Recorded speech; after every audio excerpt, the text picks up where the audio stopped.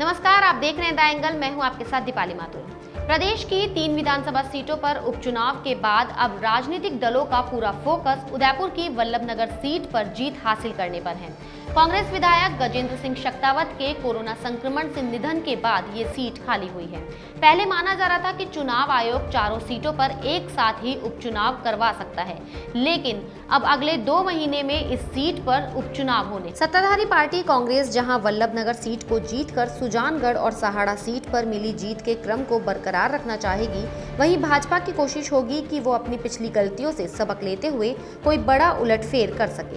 आइए आपको ग्राफिक्स के जरिए वल्लभनगर सीट के मतदाताओं का गणित समझा देते हैं। वल्लभनगर विधानसभा सीट का समीकरण: कुल मतदाता 2,52,716, रावत 70,000, राजपूत 35,000, ब्राह्मण 40,000, वैश्य 30,000, ओबीसी 35,000 और अन्य। पिछले चुनाव में कांग्रेस को वोट मिले 66,306, भाजपा को वोट मिले 46,667, निर्दलीय प्रत्याशियों को वोट मिले 62,587, कांग्रेस के 9, भाजपा के 1, अन्य दल 1 और निर्दलीय प्रत्याशी 1 बार जीत चुके चुनाव। इन समीकरणों से साफ है कि वल्लभनगर सीट पर हुए अब तक के चुनावों में सबसे ज्यादा 9 बार कांग्रेस को जीत दर्ज हुई है और भाजपा को केवल 1 बार ही जीत हासिल हुई है।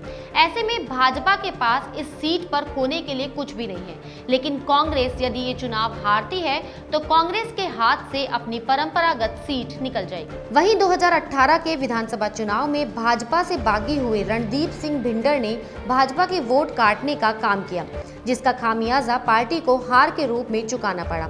ऐसे में इस बार फिर से वही गलती न दोहराते हुए भाजपा अभी से ही भिंडर के परिवार से संपर्क साधकर उन्हें मनाने में जुटी हुई है।